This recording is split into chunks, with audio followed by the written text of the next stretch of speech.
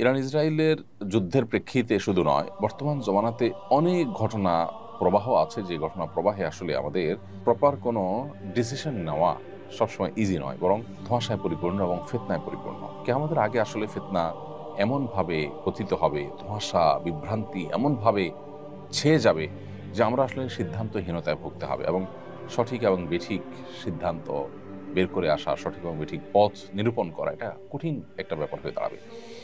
Iran Israel যুদ্ধের ক্ষেত্রে ব্যাপারটা অত জটিল না হলেও একেবারে সহজও নয়। একদিকে আমরা জানি যে ইরান, তারা আমাদের কেবলাকে কেবলা মানে, আমাদের রসুলকে রসুল মানে ইরানের শিয়ারা। অপরদিকে আমরা এও জানি যে শিয়াদের একটা গ্রুপ, তারা ইসলাম থেকে খারিজ হওয়ার মতো বিশ্বাস লালন করে। যদিও শিয়াদের মধ্যে আর অনেক গ্রুপ আছে, যারা অনেকেই আছেন যে ইসলাম থেকে খারিজ হওয়ার মতো বিশ্বাস লালন না করলেও ভয়াবহ বিদআতে তারা লিপ্ত এবং সুস্পষ্ট বিভ্রান্তি এবং গোমরাহিতে তারা আছে।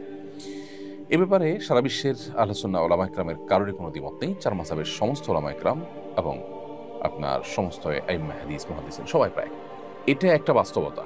আরেকটা বাস্তবতা হলো যে আমরা জানি সিরিয়া সহ, ইরাক সহ মধ্যপ্রাচ্যের অনেকগুলো দেশে এই শিয়া প্রধান দেশটি ইরান বিভিন্ন সময় হামলা চালিয়েছে, এবং বিশেষ করে অতি সম্প্রতি সিরিয়াতে হাজার হাজার বরং লাখো আহলে সুন্নাহর আলেমদেরকে হত্যা করেছে, মসজিদগুলোকে ভেঙেছে, দখল করেছে, এবং সেখানে আপনার শিরকের রামরাজত্ব কায়েম করেছে। বিশেষ করে বাশার আল আসাদ, যে কসাই হিসাবে পরিচিত, লক্ষ লক্ষ মানুষের জীবনহানি করেছে, যে সে নিজে ইরানের অনুগত এবং ইরানের সহযোগিতা নিয়ে সে তার এই জুলুমগুলো চালিয়েছে। তো এটা একটা বাস্তবতা।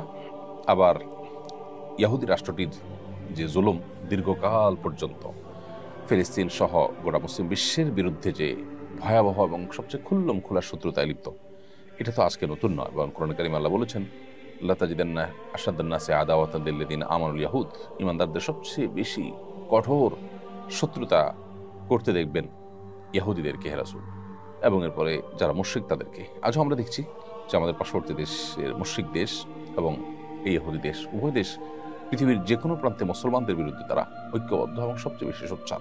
এই জন্য যারা আমাদের আহলে কেবলা নয়, সেই ইহুদিদেরকে এক সাইডে রাখলে অবশ্যই শিয়ারা, যারা আমাদের কেবলাকে কেবলা মানেন, যাদের সাথে আমাদের অনেক দিক থেকে মিল আছে, তারা আমাদের সন্দেহাতীতভাবে আমাদের বহু কাছাকাছি, সেই জায়গা থেকে তাদের প্রতি আমাদের সিম্প্যাথি, তাদের প্রতি আমাদের সমর্থন থাকার কথা সূরা রুমের মূলনীতির আলোকে।